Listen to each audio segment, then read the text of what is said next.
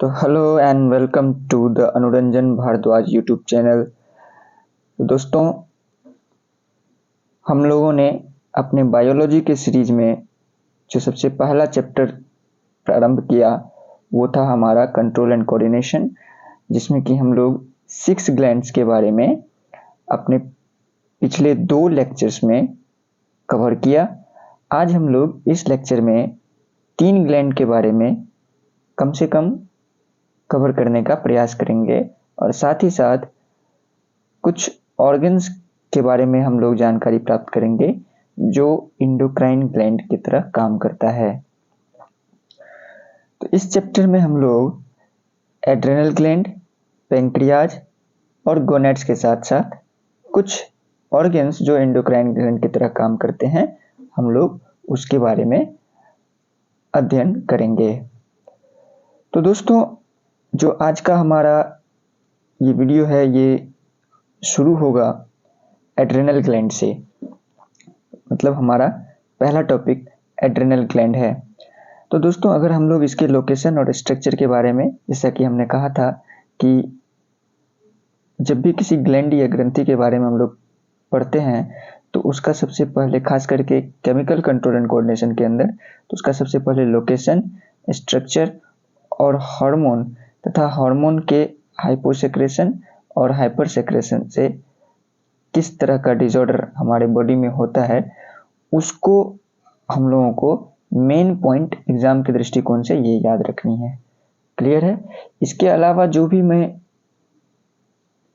अपनी वीडियो में जानकारी देने का प्रयास करता हूँ वो सिर्फ और सिर्फ इन चीज़ों से रिलेटेड कुछ विस्तृत जानकारियाँ होती हैं जो कि आपको इन्हीं चीज़ों को याद रखने में, उसके लोकेशन को याद रखने में, उसके स्ट्रक्चर और उसके हार्मोन्स को याद रखने में मदद करती है।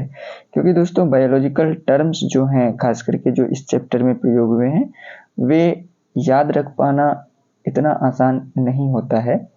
हमें उसे ऊपर से नीचे एक ऑर्डर में याद रखना पड़ता है, ठीक है, और उसी क्रम में याद रखना ज़्यादा आसान होता है। चलिए दोस्तों, हम लोग अपने इस लेक्चर को आगे बढ़ाते हैं। तो सबसे पहले एड्रेनल ग्लैंड के लोकेशन और स्ट्रक्चर के बारे में बात करते हैं, अवस्थिति एवं आकृति के बारे में बात करते हैं।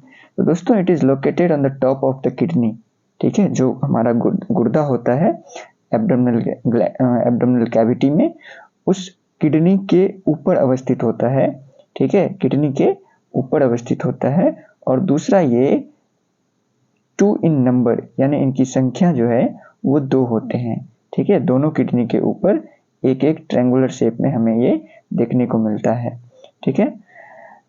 अगर इसको हम फिगर में देखना चाहें तो ये रहा ट्रायंगुलर शेप का ये ग्लैंड जो दोनों किडनी के ऊपर में हमें देखने को मिलता है, ठीक है। अब दोस्तों, इसके स्ट्रक्चर को हम लोग यहाँ पर ही थोड़ा सा देख लें और फिर हम लोग अपने मॉड्यूल में वापस जाएंगे, तो वहाँ पर हम देखेंगे अपने स्लाइड में। तो यहाँ दोस्तों हम लोग एड्रेनल ग्लैंड को देखने का प्रयास करते हैं कि ये किस प्रकार से बना हुआ होता है। दोस्तों, अगर इसका हम लोग नीचे से इसको देखने का प्रयास करें तो हमें इसमें 3 लेयर्स देखने को मिलेंगे। जो सबसे ऊपर वाला लेयर होता है वो फाइबर का बना हुआ होता है और वो जो है उसको हम लोग बोलते हैं कैप्सूल, ठीक है। और कैप्सूल के जस्ट नीचे जो एक लेयर है उसको कहा जाता है कॉर्टेक्स। साथ ही साथ जो सबसे नीचे वाला जो लेयर है उसको हम लोग बोलते हैं मेडुला। तो एक्चुअली में इसके केवल 2 ही पार्ट्स हैं और जो कैप्सूल है वो सिर्फ इसका आउटर मोस्ट कवरिंग है, ठीक है। जो आउटर मोस्ट कवर है that is called as capsule या कैप्सूल फाइब्रोसा कह लीजिए। दूसरा उसके नीचे आता है कॉर्टेक्स और तीसरा उसके नीचे, सबसे नीचे वाला जो पार्ट है उसको हम लोग मेडुला बोलते हैं। जो दोस्तों हमारा कॉर्टेक्स है इसको फर्दर 3 पार्ट्स में डिवाइड किया गया है। जो पहला है वो है zona glomerulosa, zona fasciculata and zona reticularis. दोस्तों, ये नाम थोड़ा कठिन है, आपको याद नहीं रहे तो कोई दिक्कत नहीं है, ये खास करके एकेडमिक्स के जो 12th क्लास के या 11th क्लास के जो बच्चे हैं उनको ये याद रखना जो है वो थोड़ा सा ज़रूरी हो जाता है।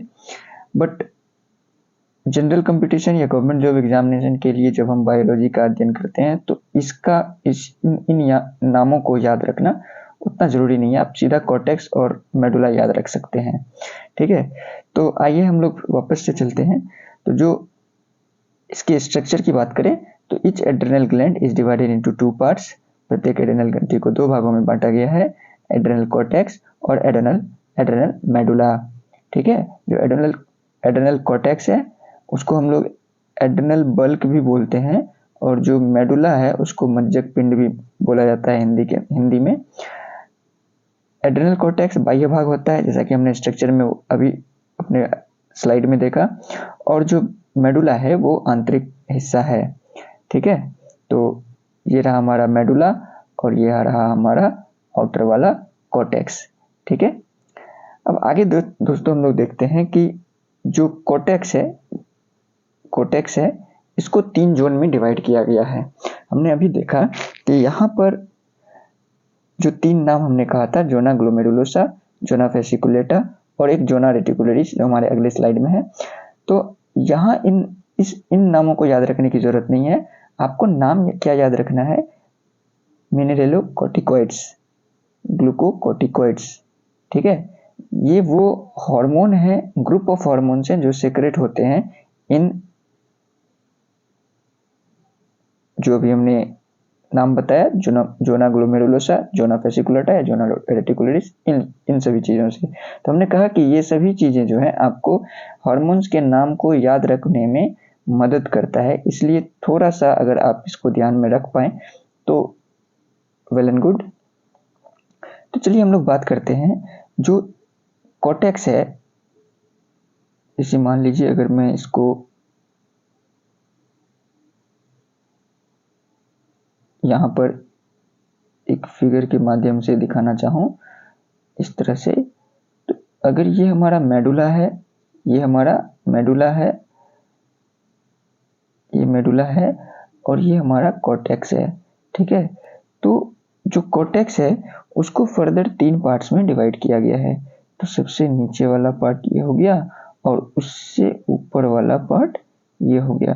तो यहाँ हम लोग देखते हैं, अगर इसको हम लोग चाहें तो दूसरे कलर से कर लें ताकि हमें समझने में कोई प्रॉब्लम ना हो।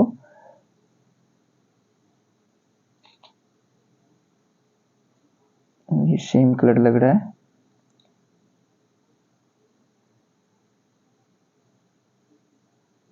ये मैंने इसको वाइट कलर से ले लिया, ठीक है। तो ये वाला जो पार्ट है, जो सबसे ऊपर आप देख रहे हैं, ये वाला और एक ये वाला और एक सबसे नीचे वाला पार्ट, ठीक है। तो 3 पार्ट यहाँ पे हम लोग देख रहे हैं। तो जो सबसे ऊपर वाला पार्ट है उसको हम लोग बोलते हैं जोना ग्लोमेरुलोसा, ठीक है। जो सबसे ऊपर वाला पार्ट है उसको हम लोग बोलेंगे जोना ग्लोमेरुलोसा, ठीक है। ये सबसे ऊपर वाला पार्ट हो गया जोना ग्लोमेरुलोसा, ठीक। और उसके बाद होता है दूसरा जोना फेसिकुलाटा, ठीक है। तो जो हमारा दूसरा वाला पार्ट ये है, ठीक है, ये इसको हम लोग बोलते हैं जोना फेसिकुलाटा, और जो तीसरा है वो है जोना रेटिकुलरिस, ठीक है। तो ये हमारा इसके कॉर्टेक्स का डिवीजन हो गया। आइए बात करते हैं कि इनसे जो है क्या सीक्रेट होता है। तो एक्चुअली में दोस्तों जो हमारा एड्रेनल ग्लैंड है, ठीक है, इससे तकरीबन 45 हार्मोन सीक्रेट होते हैं और डिफरेंट जैसे मिनरेलोकॉर्टिकॉइड्स की बात करें तो अकेले मिनरेलोकॉर्टिकॉइड्स कई तरह के हो सकते हैं, जिसमें कि एक एग्जांपल हमने लिखा एल्डोस्टेरोन। एल्डोस्टेरोन एक हार्मोन है जो कैसा हार्मोन है, मिलेनोकॉर्टिकॉइड्स ग्रुप के हार्मोन हैं, ठीक है। इसी प्रकार से फेसिकुलाटा की बात करेंगे तो वहाँ पे हम लोग कोर्टिसोल देखेंगे, एक तरह का हार्मोन होता है जो कि ग्लूकोकॉर्टिकॉइड्स टाइप के हार्मोन्स हैं। तो these are the group of hormones. हमें सारे हार्मोन्स के नाम याद रखने की जरूरत नहीं है, बस इतना समझना है कि जोना ग्लोमेरुलोसा से मिनरलोकोर्टिकॉइड सेक्रेट होते हैं और इंपोर्टेंट मिनरलोकोर्टिकॉइड्स हैं एल्डोस्टेरोन।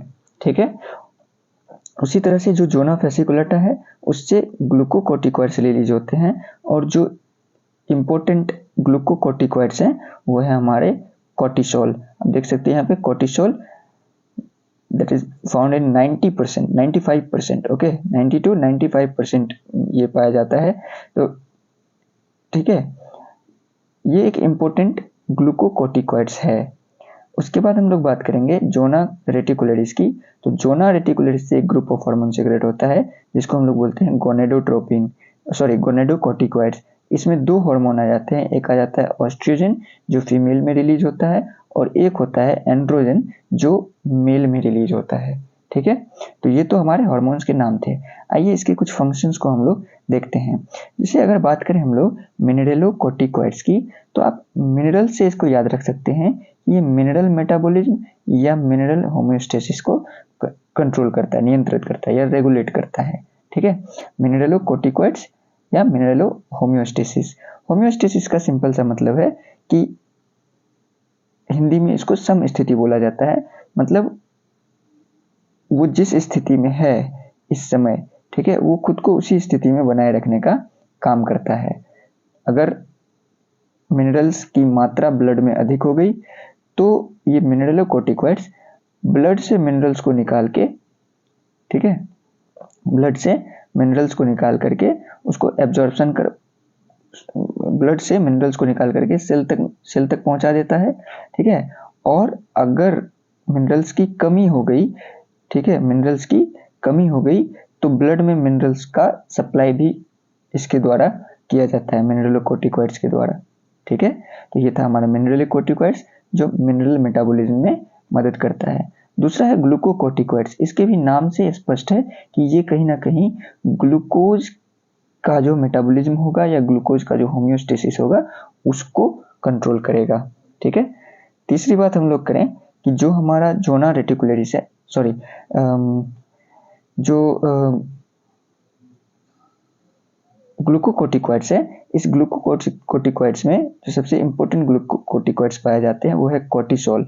और कोर्टिसोल क्या करता है, it stimulates liver to synthesise carbon from amino acid and glycerol. तो देखिए दोस्तों, जो कार्बोहाइड्रेट है वो हम लोग स्टार्च के फॉर्म में लेते हैं, और अगर ये कभी हम खाना नहीं खाते हैं या उपवास या फास्टिंग का जो पीरियड होता है हमारा, डाइट जब हम करते हैं, डाइटिंग जब हम करते हैं, तो उस समय में हमारे बॉडी को तो कार्बोहाइड्रेट चाहिए। ठीक है, और वो कार्बोहाइड्रेट जो कभी हम एक्स्ट्रा कार्बोहाइड्रेट लिए हुए थे, ठीक है, वो एक्स्ट्रा कार्बोहाइड्रेट हमारे लीवर में स्टोर हो जाता है। आगे हम लोग देखेंगे ये फंक्शन कैसे होता है, लीवर में स्टोर हो जाता है। और फिर ये जो कोर्टिसोल है, इस कोर्टिसोल के रिलीज होने पर ये जो लीवर कार्बोहाइड्रेट स्टोर करके रखा था उसको वापस से कार्बोहाइड्रेट बनाने का काम करता है, पहला चीज। दूसरा चीज, अगर ये लीवर के पास जो स्टोर्ड कार्बोहाइड्रेट है वो नहीं है, तो जो एमिनो एसिड, जो प्रोटीन और जो ग्लिसरॉल हमारी बॉडी में है या जो फैट्स हमारी बॉडी में है, उनको कार्बोहाइड्रेट में कन्वर्ट कर दिया जाता है। ठीक है, तो कोर्टिसोल का सेक्रेशन जो होता है जनरली वो स्ट्रेस के टाइम में होता है, जब हम लोग स्ट्रेस ज़्यादा ले रहे होते हैं किसी भी वजह से, तो उस टाइम में कोर्टिसोल का ज़्यादा सेक्रेशन होता है, और इस वजह से इसको जो है स्ट्रेस हार्मोन भी कहा जाता है। किसको? कोर्टिसोल को। ये हमारे एग्जामिनेशन पॉइंट के लिए इम्पोर्टेंट हो जाता है कि कोर्टिसोल को स्ट्रेस हार्मोन भी कहा जाता है। साथ ही साथ दोस्तों इसको इम्यूनोसप्रेसिव हार्मोन भी कहते हैं, क्योंकि ये क्या करता है कि आरबीसी के काउंट को तो इंक्रीज करता है लेकिन डब्ल्यूबीसी को डिक्रीज करता है। और डब्ल्यूबीसी में भी एक स्पेशल टाइप ऑफ सेल होता है, लिम्फोसाइट। ठीक है, और इस लिम्फोसाइट को ये कम करने का, लिम्फोसाइट का जो प्रोडक्शन है उसको सप्रेस करने का काम करता है। तो जैसे लिम्फोसाइट या डब्ल्यूबीसी कर लीजिए आप, डब्ल्यूबीसी की संख्या कम हो जाती है, तो इस वजह से। और ये जो डब्ल्यूबीसी कहिए या लिम्फोसाइट, ये हमारे इम्यून सिस्टम का सबसे मजबूत सेल है। ठीक है, सबसे इम्पोर्टेंट सेल है। तो इसलिए जो है, चूंकि इसकी संख्या कम होगी तो ये कहीं ना कहीं हम लोगों के इम्यून को कम करने का काम करेगा, तो इस वजह से इसको इम्यूनोसप्रेसिव हार्मोन भी कहा जाता है। इस बात को ध्यान में रखना है, ठीक है। जोना रेटिकुलरिस की बात करें तो इसमें हमने कहा कि गोनेडोकॉर्टिकॉइड्स हार्मोन सेक्रेट होते हैं। इसमें दो हार्मोन इंपॉर्टेंट है, एंड्रोजन और एस्ट्रोजन। एंड्रोजन मेल में और एस्ट्रोजन फीमेल में सेक्रेट्स होते हैं। जनरली इन दोनों हार्मोन का दोस्तों एक कॉमन काम है, सेकेंडरी सेक्सुअल कैरेक्टर को डेवलप करना। सेकेंडरी सेक्सुअल कैरेक्टर मतलब जैसे कि अगर मेल की बात करें तो मेल में फेशियल हेयर का आ जाना, ठीक है। उसके बाद जो है फेशियल हेयर के अलावा जो साउंड है, साउंड में जो कड़कपन, जो मोटा आवाज हम लोग कहते हैं, जैसे जैसे बच्चे जो मेल जो चाइल्ड है वो बड़ा होता है तो उसके आवाज में परिवर्तन होता है, तो वो इसी एंड्रोजन की वजह से होता है। साथ ही साथ जो प्यूबिक हेयर है उसका ग्रोथ होना, पेनिस का जो साइज है उसमें ग्रो होना, ठीक है। तो ये सब जो है एंड्रोजन की वजह से होता है। These all are the secondary sexual character of male. Female की बात करें तो ब्रिस्ट का डेवलपमेंट, ठीक है, उसके बाद हिप्स का डेवलपमेंट, तो इस तरह की चीजें हमें जो है फीमेल में देखने को मिलती है, ठीक है। तो ये सभी चीजें सेकेंडरी सेक्सुअल कैरेक्टर, साथ में प्यूबिक हेयर भी आप कह सकते हैं, ये भी सेकेंडरी सेक्सुअल कैरेक्टर में आ जाते हैं। तो ये एस्ट्रोजन की वजह से सेकेंडरी सेक्सुअल कैरेक्टर में डेवलपमेंट करता है। अगर हम बात करें, इसको थोड़ा सा देखने का प्रयास करें, तो जो हमारा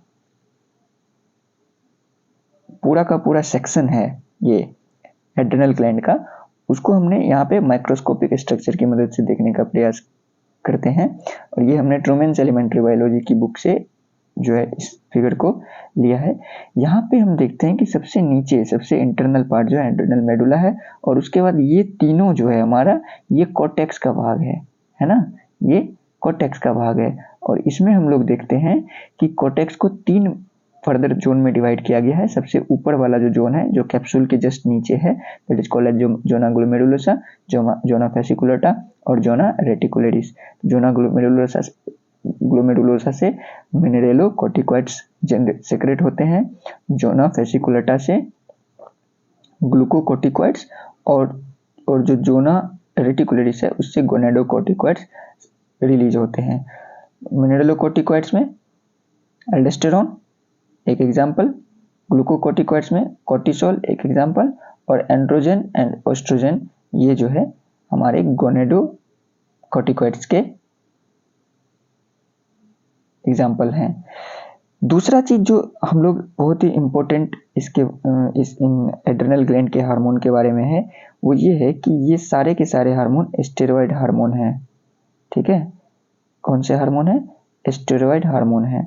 जनरली जितने भी हार्मोन हमारे बॉडी में पाए जाते हैं वो सब के सब कौन से हार्मोन होते हैं? प्रोटीन के बने हुए होते हैं, ठीक है। किस चीज के? प्रोटीन के बने हुए होते हैं। सामान्यतः हार्मोन प्रोटीन के बने हुए हार्मोन होते हैं। बाकी सारे केवल 2 तरह के हार्मोन जो है स्टेरॉइड हार्मोन होते हैं, एक सेक्स हार्मोन, ठीक है, एक सेक्स हार्मोन, और दूसरा जो एड्रेनल ग्लैंड से सेक्रेट होने वाले हार्मोन हैं। क्लियर? चलिए नेक्स्ट हम लोग बात कर लें कि आखिरकार हमने कहा था कि हार्मोन के हाइपोसेक्रेशन या हाइपर सेक्रेशन से कौन से डिजीज होते हैं। तो इसमें हम लोग बात करें जनरली, तो एक हमारा होता है कशिंग डिजीज, ठीक है, एक है हमारा कशिंग डिजीज। और ये कशिंग डिजीज दोस्तों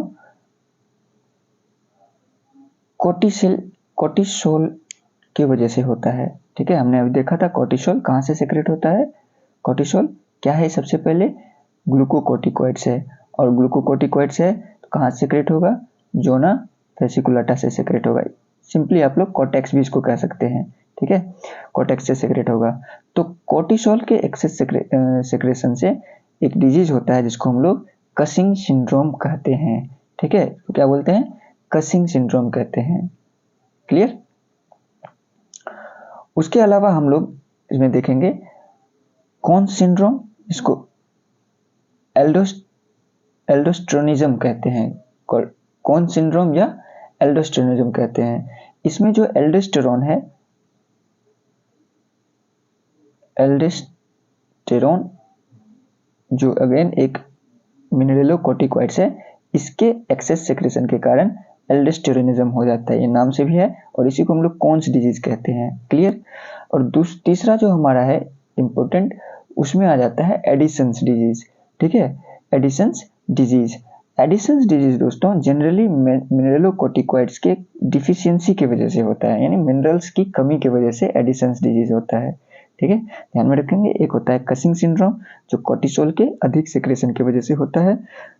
दूसरा होता है कौन सिंड्रोम या एल्डोस्टेरोनिज्म, ये इसके नाम से भी हम लोग याद रख सकते हैं, एल्डोस्टेरोन के अधिक सेक्रेशन के कारण होता है। तीसरा होता है एडिसन्स डिजीज। ठीक है, एडिसन्स डिजीज ये जो है मिनरलोकॉर्टिकॉइड्स के डिफिशियंसी की वजह से ये डिजीज हमको देखने को मिलता है। इसके अलावा एक होता है एड्रेनल विरिलिज्म। ये जनरली हमको जो गोनाडोकॉर्टिकॉइड्स हैं उनके हाइपर या हाइपोसेक्रेशन की वजह से देखने को मिलता है। अगर लेट सपोज, इसको हम लोग अगली स्लाइड में समझने की बात करेंगे, तो हमारे पास दो हैं, एक है दो गोनाडोकॉर्टिकॉइड्स हैं, एक है एस्ट्रोजन, ठीक है, और दूसरा है एंड्रोजन। ठीक है, एस्ट्रोजन और एंड्रोजन। अच्छा, एंड्रोजन मेल में सेक्रेट होता है थोड़ी थोड़ी मात्रा में, मेल में अधिक मात्रा में सेक्रेट होता है, इसलिए मेल मेल जैसा दिखता है। क्यों? क्योंकि ये सेकेंडरी सेक्सुअल कैरेक्टर को डेवलप करता है। ठीक है, तो अधिक मात्रा में रहेगा तो मेल मेल जैसा दिखेगा। लेकिन ऐसा नहीं है कि ये फीमेल में नहीं पाया जाता, ये फीमेल में भी सेक्रेट होता है, लेकिन इसकी मात्रा नेग्लिजिबल होती है। अब जरा सोचिए, क्या एक फीमेल में एंड्रोजन की मात्रा अगर ज्यादा हो जाए तो क्या ये होगी तो फीमेल, लेकिन इसका अपीयरेंस जो होगा वो कहीं ना कहीं मेल का हो जाएगा। ठीक है, तो फीमेल इंटरनली फीमेल होना लेकिन अपीयरेंस में मेल हो जाना, दिस इज कॉल्ड एज विरिलिज्म। ठीक है, इसको हम लोग बोलते हैं विरिलिज्म। क्लियर? इसको हम लोग बोलते हैं विरिलिज्म। सेम इस केस में भी, एस्ट्रोजन के केस में भी ऐसा ही होगा कि ये फीमेल में भी सीक्रेट होता है, साथ ही साथ मेल में भी सीक्रेट होता है। फीमेल में अधिक मात्रा में और मेल में बहुत ही नेग्लिजिबल मात्रा में सीक्रेट होता है। लेकिन अगर मेल में एस्ट्रोजन अधिक सीक्रेट होने लगे तो क्या होगा कि जो ये मेल है इसका अपीयरेंस जो है वो फीमेल जैसा हो जाएगा। इसके ब्रेस्ट जो है वो बड़े हो जाएंगे। ठीक है, इनके जो हिप्स हैं वो बड़े हो जाएंगे, तो अपीयरेंस कहीं ना कहीं फीमेल जैसा हो जाएगा, और ये होता है एस्ट्रोजन के अधिक सेक्रेशन के कारण। ठीक है, तो ये कहीं ना कहीं हमारी बॉडी का एक डिसऑर्डर है। इसको हम लोग क्या बोलते हैं? इसको हम लोग कहते हैं एड्रेनल विरिलिज्म। ठीक है, और दूसरा होता है हमारा गायनोमासिया। ठीक है, एड्रेनल विरिलिज्म एंड गायनोमासिया। गायनोमासिया दोस्तों जनरली जो मेल है, ठीक है, मेल बॉडी हो और मेल बॉडी में मेमोरी ग्लैंड का डेवलपमेंट हो जाए, मेमोरी ग्लैंड का डेवलपमेंट हो जाए, तो इसको हम लोग बोलते हैं गायनोमेसिया। ठीक है, गायनोमेसिया, मेल बॉडी में मेमोरी ग्लैंड का डेवलपमेंट। क्लियर? अब गायनोमेसिया होगा तो इसका मतलब क्या हो रहा है? एक तरह का विरिलिज्म हो रहा है। ठीक है, एक तरह का एड्रेनल विरिलिज्म हो रहा है। और गायनोमेसिया के केस में जो मेल बॉडी है उसके अंदर एस्ट्रोजन की मात्रा अधिक हो जाएगी। हमने अपने इस स्लाइड में देखा, हमने प्रीवियस स्लाइड में इसको देखा यहाँ पर। ठीक है, कि अगर मेल बॉडी में फीमेल कैरेक्टर ज्यादा हो जाएगा जब एस्ट्रोजन की मात्रा अधिक हो जाएगी, एक्सेसिव सेक्रेशन होगा। तो ये था हमारा दोस्तों जो एड्रेनल ग्लैंड है उससे होने वाले डिसऑर्डर, एड्रेनल ग्लैंड के जो हार्मोन है उसके हाइपर या हाइपोसेक्रेशन से होने वाले डिसऑर्डर। चलिए दोस्तों, नेक्स्ट हम लोग बात कर लें एड्रेनल ग्लैंड का जो तीसरा, जो सबसे इंटरनल पार्ट है, जिसको हम लोग बोलते हैं एड्रेनल मेडुला। ठीक है, क्या बोलते हैं, एड्रेनल मेडुला। तो सबसे पहली बात, it is the central and the soft part of adrenal gland. Adrenal gland का सबसे जो केंद्रीय भाग कह लें और मुलायम हिस्सा है। ठीक है, इससे दो हार्मोन निकलते हैं, एक होता है एड्रेनलिन और दूसरा होता है नॉर एड्रेनलिन। एड्रेनलिन को एपिनेफ्रिन भी कहते हैं और नॉर एड्रेनलिन को नॉर एपिनेफ्रिन भी कहते हैं। क्लियर। एड्रेनलिन की बात करें या एपिनेफ्राइन की बात करें तो it is also called as emergency hormone. ये इंपॉर्टेंट हो जाता है। ठीक है, कई एग्जाम में इसको पूछा गया है। जिस तरह से हमने एक इस तरह का हार्मोन और भी बताया, स्ट्रेस हार्मोन, जिसको जो कोर्टिसोल को बोलते हैं। ठीक है, तो दूसरा ये जो है ये हमारा इमरजेंसी हार्मोन है, एड्रेनलिन या एपिनेफ्राइन। ठीक है, चूंकि इमरजेंसी कंडीशन में इसका सेक्रेशन होता है तो ये कार्डियक टिश्यू पर एक्ट करता है, जिसकी वजह से हार्ट बीट जो है वो बढ़ जाता है। और जब हार्ट बीट बढ़ जाएगा, ठीक है, एक अगर हम इसको एक साइकिल बना करके समझने का प्रयास करें तो जैसे मान लीजिए कि कोई इमरजेंसी कंडीशन उत्पन्न होता है। फॉर एग्जांपल, आपने कोई स्नेक देख लिया, आपके पीछे से डॉग बार्क करने लगा अचानक से, तो आप क्या करोगे, आप एक रिफ्लेक्स एक्शन में आ जाओगे। आपका बॉडी जो है वो रिफ्लेक्स एक्शन जनरेट करेगा। बट उस रिफ्लेक्स एक्शन के लिए एनर्जी कहाँ से आएगी, है ना, एनर्जी तो चाहिए, अचानक से हाई अमाउंट में एनर्जी चाहिए होता है रिफ्लेक्स एक्शन के लिए। तो इसको हम लोग समझने का प्रयास करेंगे। जो एड्रेनलिन है, जब इस तरह का सिचुएशन होता है तो वहां पे क्या होता है, जो हमारा एड्रेनल ग्लैंड है वो एड्रेनलिन को सेक्रेट करता है। ठीक है, और ये एड्रेनलिन हार्ट बीट को इंक्रीज कर देता है। जैसे हार्ट बीट इंक्रीज करेगा तो जो ब्लड वेसल्स में जो ब्लड की मात्रा है उसको बढ़ा देगा। ठीक है, ब्लड का फ्लो बढ़ा देगा। किसको बढ़ा देगा, ब्लड फ्लो इंक्रीज कर देगा, मात्रा तो नहीं लेकिन ब्लड फ्लो बढ़ा देगा। और इससे क्या होता है, कभी कभी बीपी भी इंक्रीज हो जाता है। ठीक है, बीपी भी इंक्रीज हो जाता है। जब ब्लड फ्लो बढ़ेगा तो निश्चित रूप से जो हम लोग सांस लेने की प्रक्रिया हम लोगों की अधिक हो जाएगी। ठीक है, सांस लेने की प्रक्रिया अधिक हो जाएगी। जैसे जैसे हम जितना ज़्यादा सांस लेंगे उतना ज़्यादा जो ब्लड है वो लंग्स में डीऑक्सीनेटेड से ऑक्सीजनेटेड ब्लड में कन्वर्ट होगा और फिर वो ऑक्सीजनेटेड ब्लड हार्ट में जाएगा। और हार्ट चूंकि जल्दी जल्दी पंप कर रहा है, तो जब हार्ट जल्दी जल्दी पंप कर रहा है, हार्ट बीट तेज है, तो वो अधिक से अधिक मात्रा में, अधिक से अधिक स्पीड में जो है वो ब्लड वेसल्स में जाएगा और वेसल्स से सेल्स में जाएगा। और सेल्स में क्या होगा, जो सेलुलर रेस्पिरेशन है वो बढ़ जाएगा। ठीक है, cellular rate of cellular respiration कह सकते हैं, इंक्रीज हो जाएगा।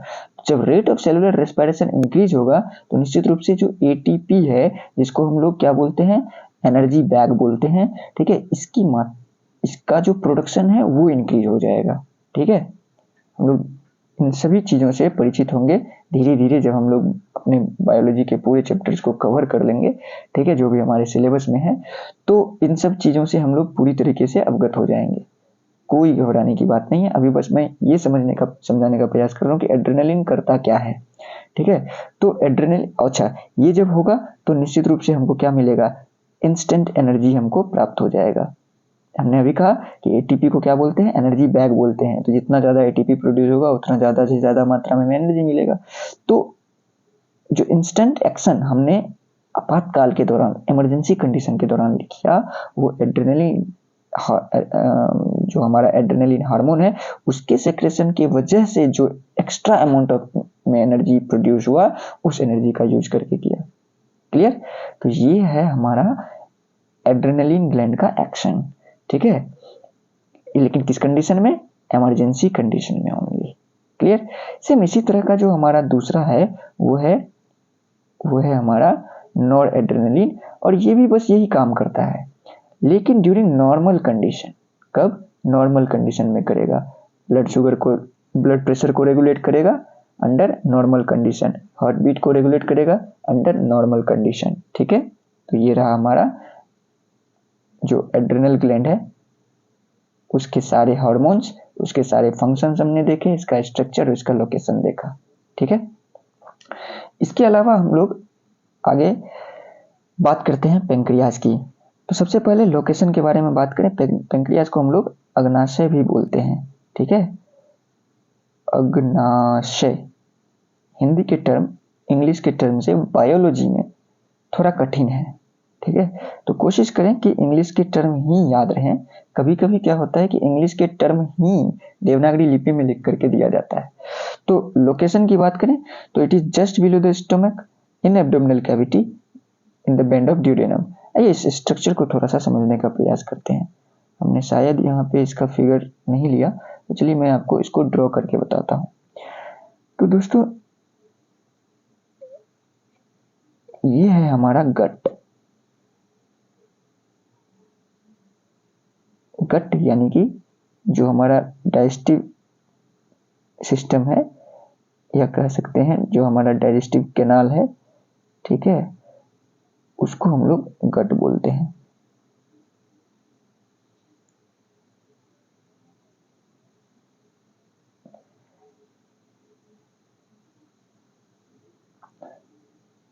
ये है हमारा स्टोमक, ठीक है, और इसको हम लोग बोलते हैं, यहां से यहां तक ये पूरा स्मॉल इंटेस्टाइन है। क्या है? स्मॉल इंटेस्टाइन, ठीक। और स्मॉल इंटेस्टाइन का ये जो मुड़ा हुआ भाग है ना, ये भाग, इसको हम लोग बोलते हैं ड्यूडेनम। ड्यूडेनम छोटी आंत, और छोटी आंत का ये हिस्सा, इसको हम लोग डेडुनम बोलते हैं। इससे नीचे जेजुनम और यहाँ पे इलियम होता है। तो अभी हमें उतना, जो हम ये सब पूरे डिटेल में डाइजेस्टिव सिस्टम पढ़ेंगे। तो दोस्तों यहाँ पे अगर हम देखें तो कुछ यहाँ से और यहाँ से हम लोग बॉडी को 3 भाग में बांटते हैं। ये जो है हमारा, इसको हम लोग बोलते हैं पेल्विक एरिया, पेल्विक एरिया। और ये है हमारा एब्डोमिनल एरिया, एब्डोमिनल एरिया। और ये है हमारा थोरेसिक एरिया, थोरेसिक एरिया। तो जो हमारा एब्डोमिनल एरिया है, या इसको एब्डोमिनल कैविटी भी बोलते हैं, अगर आप इससे इन सभी चीजों को निकाल लें तो एक खाली स्थान बचेगा, खाली जगह बचेगा, उसको हम लोग कैविटी बोलते हैं। तो ये हमारा एब्डोमिनल कैविटी हुआ। तो सबसे पहला चीज कि एब्डोमिनल कैविटी में लेफ्ट साइड से just below the stomach in the bend of duodenum, ये जो ड्यूडेनम का मुड़ा हुआ भाग है, इसके अंदर पेंक्रियाज की अवस्थिति होती है। ये था हमारा लोकेशन, ठीक है। इसके बाद हम लोग देखते हैं, इसके बाद हम लोग देखते हैं कि it lies just below the stomach in abdominal cavity in the left side. कौन से साइड में? लेफ्ट साइड में, ठीक है, स्टोमक के जस्ट नीचे। चूंकि स्टोमक लेफ्ट साइड में, उसके जस्ट नीचे है, तो ये भी जो है लेफ्ट साइड में होगा in the bend of duodenum. मतलब पेट की गुहा में बाईं ओर, आंतरिक पेट के ठीक नीचे ड्यूडेनम के वक्र में अवस्थित है। क्लियर?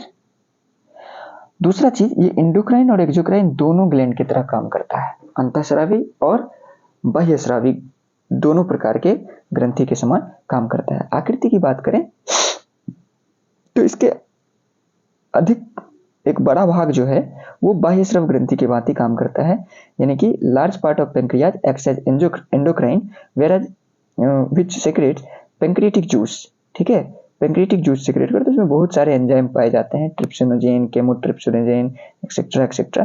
तो ये सभी जो है मतलब प्रोटीन के डाइजेशन में हेल्प करते हैं। साथ ही साथ कुछ लाइपेज वगैरह सब भी पाए जाते हैं, जो कि जो फैट्स हैं, ठीक है, उनको डाइजेस्ट करने का काम करते हैं। साथ ही कुछ कार्बोहाइड्रेट को भी डाइजेस्ट करने के लिए यहाँ पे एंजाइम सेक्रेट होते हैं। तो हम लोग डाइजेस्टिव सिस्टम में देखेंगे तो पेंक्रियाटिक जूस सेक्रेट होता है और इसमें large number of digestive enzymes होते हैं। मैं भी देखा, these enzymes carried out by the pancreatic juice to the duodenum of small intestine.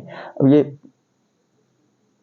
जो पेंक्रियाटिक जूस है, पेंक्रियाटिक जूस जो पेंक्रियाटिक डक्ट है, ठीक है, डक्ट के थ्रू ड्यूडेनम में लाया जाता है और वहां पे उसका जो काम है, जो फंक्शन है, वो परफॉर्म करता है। क्लियर?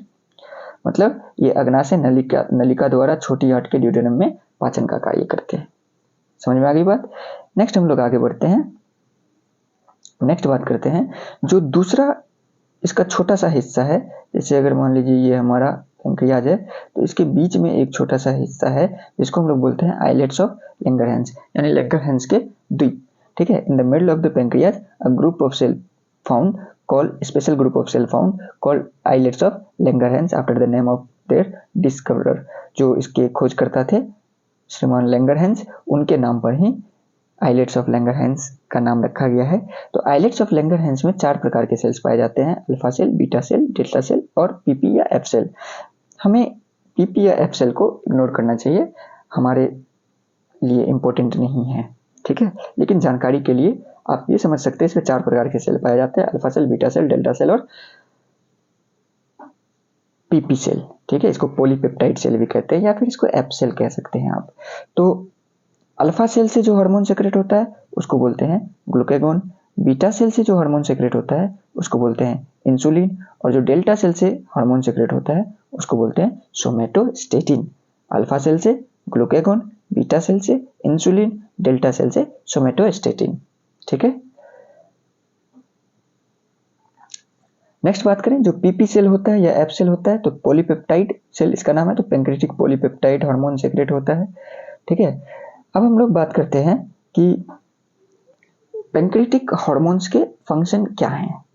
तो सबसे पहले ग्लूकागोन की बात करें, जो कहाँ से सेक्रेट होता है, तो अल्फा सेल से सेक्रेट होता है, ठीक है। तो ग्लूकागोन क्या करता है, it stimulate liver to convert stored glycogen into glucose. अच्छा, ये कहानी हम लोग एक और जगह पढ़े हैं, कोर्टिसोल है ना, कोर्टिसोल स्ट्रेस हार्मोन। स्ट्रेस के टाइम में जो लीवर जो है वो एमिनो एसिड यानी प्रोटीन और जो हमारे फैट्स हैं उनको कार्बोहाइड्रेट में बदलने का काम करता है, that is the extreme condition, ठीक है। लेकिन इन जनरल अगर लीवर में जो ग्लाइकोजन है उसको कन्वर्ट करना है ग्लूकोज में, ठीक है, तो उसको हम लोग बोलते हैं, उसको वो जो है वो ग्लूकागोन के थ्रू किया जाता है। ग्लूकागोन के थ्रू ग्लाइकोजन को ग्लूकोज में कन्वर्ट करवाया जाता है लीवर के अंदर, और इस प्रोसेस को हम लोग ग्लाइकोजेनोलाइसिस कहते हैं, ठीक है। दूसरा चीज हम लोग इंसुलिन के बारे में बात करें तो it decreases the blood sugar level. अच्छा, इसमें और इसमें इन दोनों के फंक्शन को हम लोग समझने का प्रयास करेंगे यहाँ पर, कि 2 हार्मोन है, एक है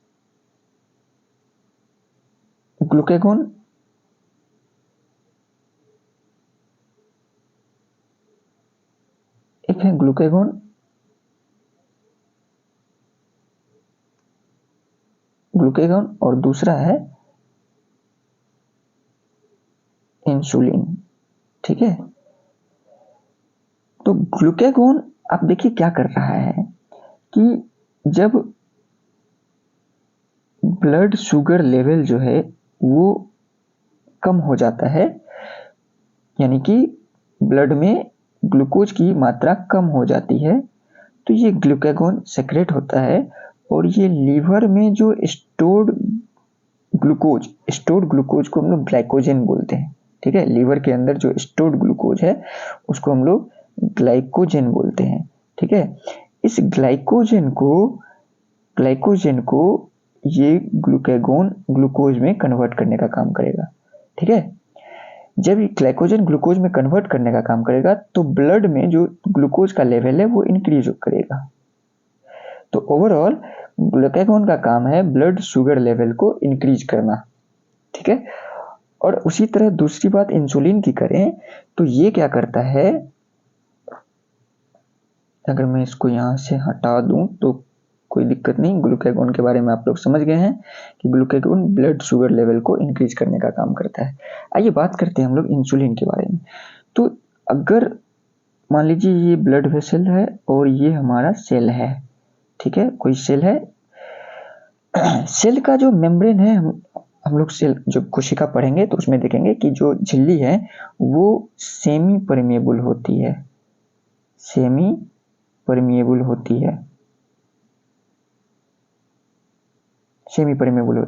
ये कुछ सब्सटेंस को अलाउ करती है to come inside the cell, कुछ सब्सटेंस को नहीं करती है, ठीक है।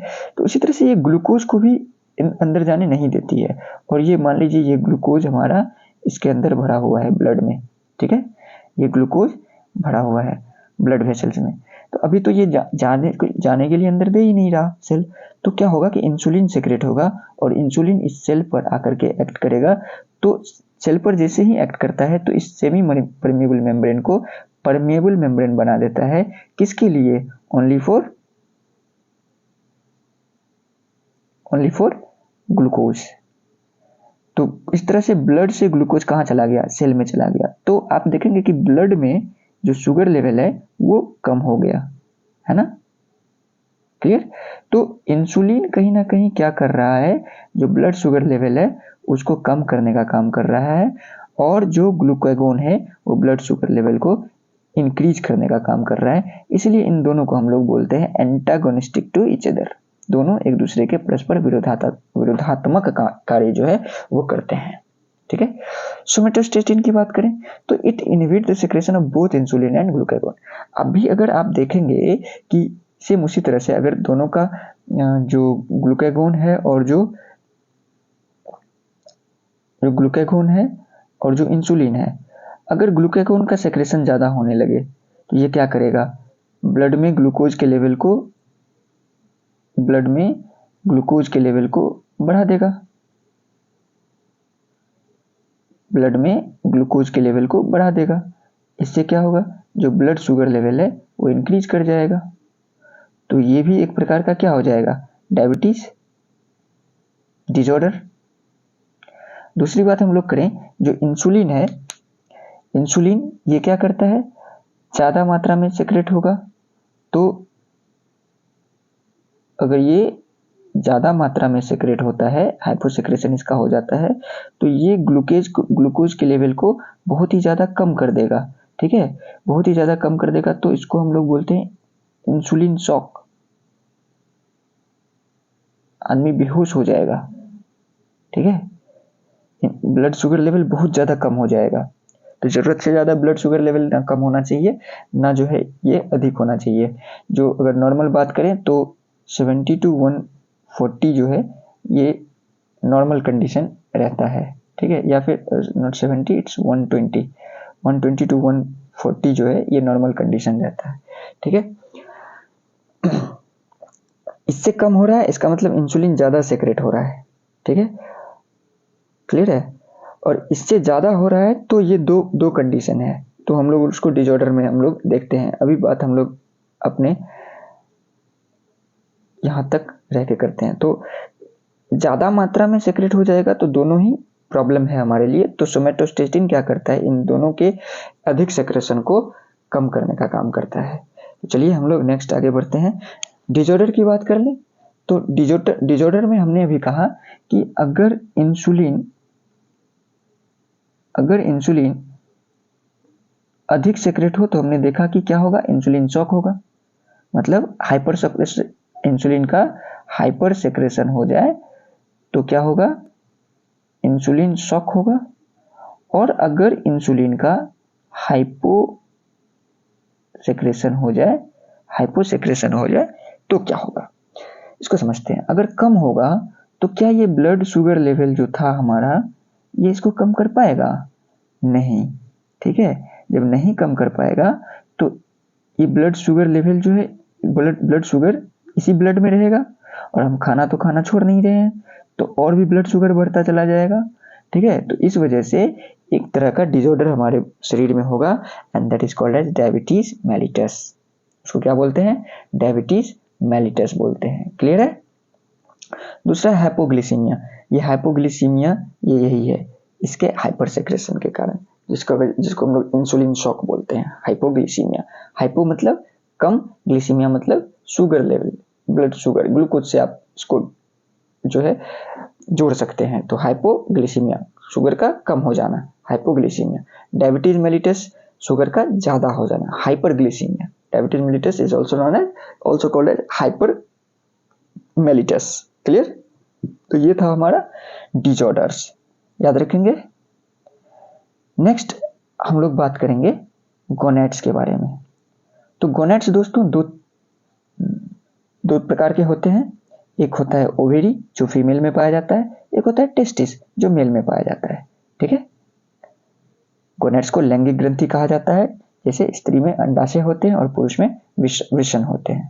ठीक है, अगर हम लोग बात करें ओवेरी की तो और इसका लोकेशन देखते हैं तो ovary in female are located in the pelvic cavity. हमने अभी कहा था पेल्विक कैविटी क्या होता है, जो सबसे नीचे वाला कैविटी है।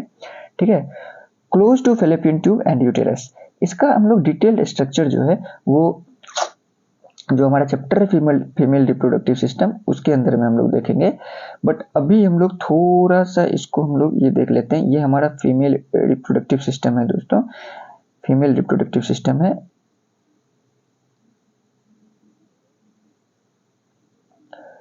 ये हमारा यूटेरस हो गया और यहां से इस तरह से जुड़ा होता है ये हमारा ओवेरी, और ये हो गया हमारा ओविडक्ट या फिर आप इसको फैलोपियन ट्यूब कह सकते हैं। ठीक है, तो इस तरह से फैलोपियन ट्यूब और जो यूटेरस है इन दोनों के बीच में ये अवस्थित होता है, कौन, ओवेरी। ठीक है, this is called as cervix और ये हो गया हमारा वेजाइनल कैनाल, वेजाइनल कैनाल। ठीक है, इसको हम लोग क्या बोलते हैं, फैलोपियन ट्यूब। इसके बारे में डिटेल स्टडी हम लोग रिप्रोडक्टिव सिस्टम में, फीमेल रिप्रोडक्टिव सिस्टम में करेंगे। नेक्स्ट हम लोग बात करें कि ये लोकेशन हो गया और इसके द्वारा जो हार्मोन सेक्रेट होता है, दो तीन ऐसे हार्मोन सेक्रेट होते हैं। तो सबसे जो इम्पोर्टेंट है वो है एस्ट्रोजन जिसको बोलते हैं। एस्ट्रोजन एक वहां से भी सेक्रेट होता है। ये सभी हार्मोन एक ही तरह के हैं। ठीक है, एक ही काम करते हैं, एक ही इनका कैरेक्टर है। ठीक है, अलग अलग जगह से सेक्रेट होते हैं। ये प्लेसेंटा से भी सेक्रेट होता है, आगे हम लोग देखेंगे इस चीज को। ठीक है, तो it stimulates the development of female secondary sexual character during puberty and maintains throughout the life.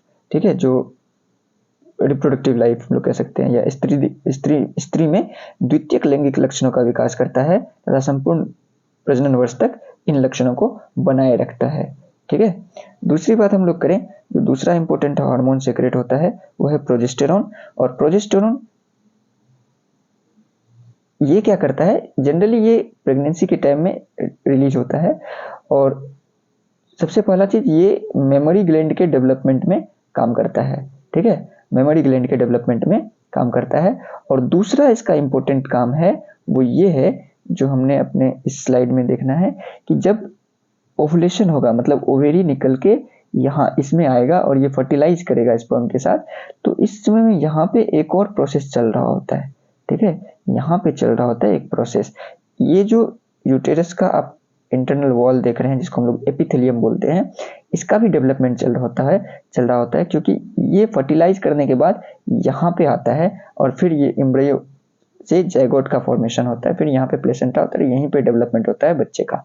ठीक है, चाइल्ड का डेवलपमेंट यहीं पे होता है। तो कहीं ना कहीं इस चाइल्ड को न्यूट्रिशन जो है वो इसी वॉल से मिलता है थ्रू प्लेसेंटा, तो इसका डेवलपमेंट भी बहुत जरूरी होता है।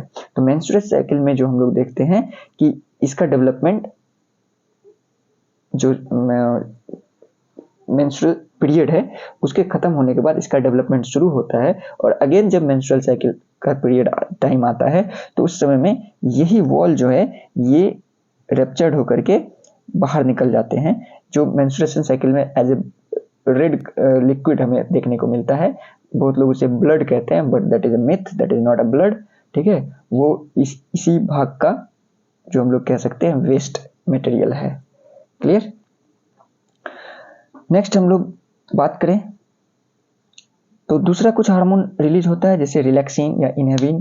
ठीक है, तो रिलैक्सिन दोस्तों ये बर्थ के समय में, बच्चे के जन्म के समय में, जो अभी हमने देखा था सर्विक्स, ठीक है, सर्विक्स को ओपन करने का काम करता है। सर्विक्स को काफी ज्यादा रिलैक्स कर देता है, जिससे कि ये इसका ओपनिंग जो है ये अधिक बड़ा हो सके, जिससे कि आसानी से बच्चे का जन्म हो पाए। तो रिलैक्सिन का ये काम है। इसके अलावा एक और बर्थ हार्मोन हमने देखा था ऑक्सीटोसिन। ठीक है, ऑक्सीटोसिन कहाँ से, तो हाइपोथैलेमस से सेक्रेट होता है, लेकिन स्टोर होता है posterior lobe of pituitary gland. ठीक है। तो वहां से सिक्रेट होता है ऑक्सीटोसिन, ये भी बर्थ में मदद करता है, ठीक है। तो बर्थ हार्मोन इसको भी कहते हैं, और रिलैक्सिन भी बर्थ के समय में सिक्रेट होता है। तो रिलैक्सिन हो गया, इनहिबिन हो गया, इस तरह के हार्मोन सिक्रेट होते हैं। क्लियर। दूसरी हम लोग बात करें टेस्टिस की। Testis, a pair of testis situated in the scrotum of male. The unit of testis is called seminiferous tubules which consist of sub endocrine cells called Leydig cells. चलिए इसको थोड़ा सा हम लोग समझने की बात करें। कोई है क्या खाली? हाँ, तो अगर इसको हम लोग समझने की बात करते हैं तो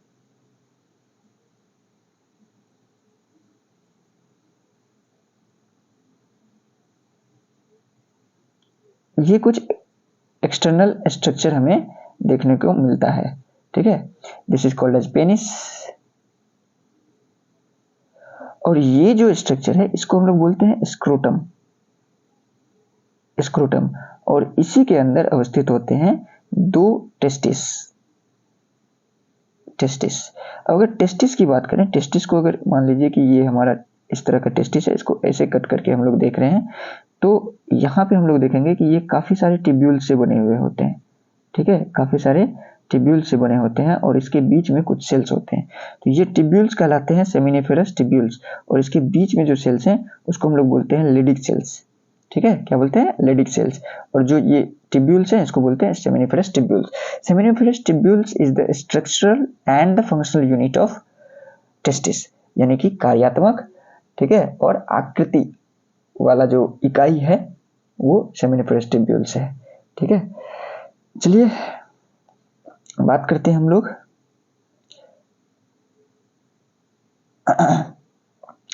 टेस्टिस की।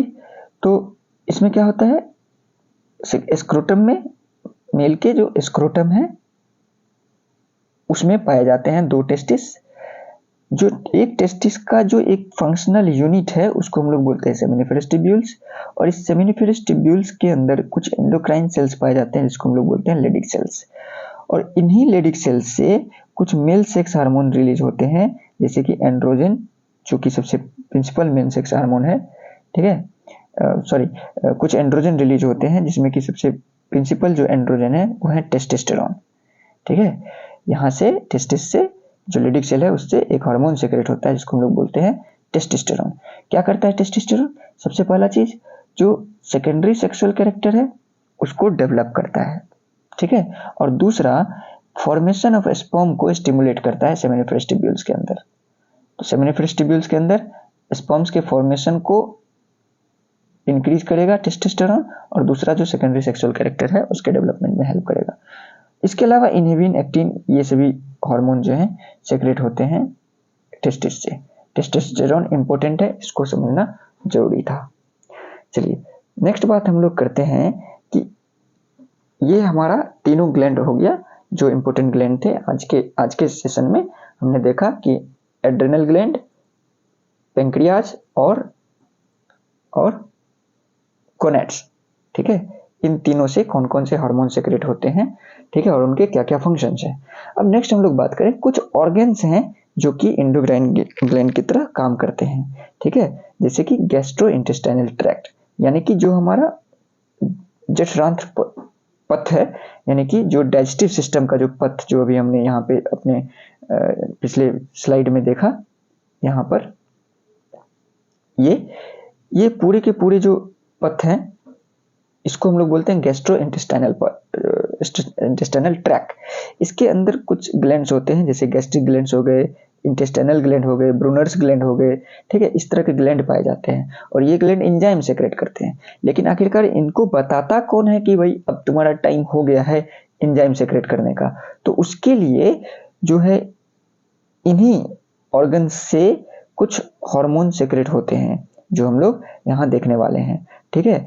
तो जैसे गैस्ट्रोइंटेस्टाइनल ट्रैक्ट में जो सबसे पहला स्टोमक है, स्टोमक के अंदर गैस्ट्रीन हार्मोन सेक्रेट होता है, और इसी गैस्ट्रीन हार्मोन के सेक्रेशन के बाद जो हमारा गैस्ट्रिक ग्लैंड है उससे हाइड्रोक्लोरिक एसिड या पेप्सिन जो एंजाइम है वो सेक्रेट होता है, ठीक है।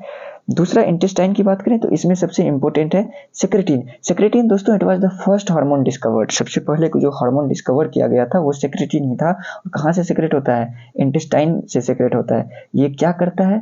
तो ये जो है निश्चित रूप से सेक्रेटिन नाम है तो कुछ ना कुछ सेक्रेट करवाएगा। तो जो इंटेस्टाइनल जूस जो है जिसको हम लोग सक्कस इंटेरिकस कहते हैं उसके सेक्रेशन में ये हेल्प करता है। दूसरा कोलेसाइटोकिनिन और ड्यूओक्राइनिन, इस तरह के कुछ हार्मोन हैं जो कि इंटेस्टाइन के थ्रू सेक्रेट होता है, के द्वारा सेक्रेट होता है। दूसरी बात करें हम लोग प्लेसेंटा, अभी हमने कहा था कि प्लेसेंटा में एस्ट्रोजन प्रोजेस्टेरोन ये सभी हार्मोन फिर से प्लेसेंटा से भी रिलीज होंगे। 3 बार एस्ट्रोजन और प्रोजेस्टेरोन जैसे हार्मोन का सेक्रेशन हमने देखा प्लेसेंटा से, एक ओवेरी से और दूसरा एड्रेनल ग्लैंड से, ठीक है। उसके अलावा ह्यूमन क्रोनिक गोनाडोट्रोपिन, इस तरह के हार्मोन सेक्रेट होते हैं। कोई जरूरी नहीं है हमें इस चीज को जानना, बट इतना समझना है कि इनसे भी, प्लेसेंटा से भी हार्मोन सेक्रेट होते हैं, ठीक है। इवन हार्ट से भी हार्मोन सेक्रेट होते हैं जिसको हम लोग एट्रियल नेचुरेटिक फैक्टर बोलते हैं, ANF बोलते हैं, ठीक है, जो डीऑक्सीजनेटेड ब्लड को बढ़ाता है। इसके अलावा हम लोग देखते हैं कि लीवर से भी एक हार्मोन सेक्रेट होता है जिसको हम लोग रेनिन बोलते हैं, ठीक है। उसके अलावा जो हमारा स्किन है ये विटामिन डी का सिंथेसिस करता है in the presence of sunlight. हम लोगों ने सूर्य के किरण में हम लोगों को विटामिन डी मिलता है, बिल्कुल नहीं, बिल्कुल नहीं। ये विटामिन डी का सिंथेसिस होता है स्किन के अंदर in the presence of sunlight, ठीक है। तो इस प्रकार से ये भी एक तरह से एंडोक्राइन ग्लैंड की तरह, स्किन भी हमारा एंडोक्राइन ग्लैंड की तरह काम करता है। तो ये था दोस्तों हमारा जो केमिकल कंट्रोल एंड कोऑर्डिनेशन है, इसका आज ये लास्ट वीडियो था। 1 घंटे का वीडियो बन गया है लगभग, तो काफ़ी ज़्यादा लंबा टाइम हमने लिया। पिछला 2 वीडियो भी लगभग 30 मिनट 35 मिनट का है। क्योंकि ये चैप्टर काफ़ी कॉम्प्लेक्स है, उसको मैंने अपने शॉर्ट नोट्स के थ्रू आसान बनाने का कोशिश किया, केवल उतने ही चीज़ों को इंक्लूड किया जो कि याद रखा जा सके, और याद रखना इम्पोर्टेंट है, ठीक है। तो अगर आप लोगों को वीडियो पसंद आती है तो वीडियो को लाइक करें और ज़्यादा से ज़्यादा शेयर करें, ज़्यादा से ज़्यादा सब्सक्राइब करके हमें सपोर्ट करें। इस तरह के शॉर्ट नोट्स में कहानी को, कॉन्सेप्ट को समझने के लिए हमारे चैनल को सब्सक्राइब करें, नोटिफिकेशन को ऑन कर लें। धन्यवाद।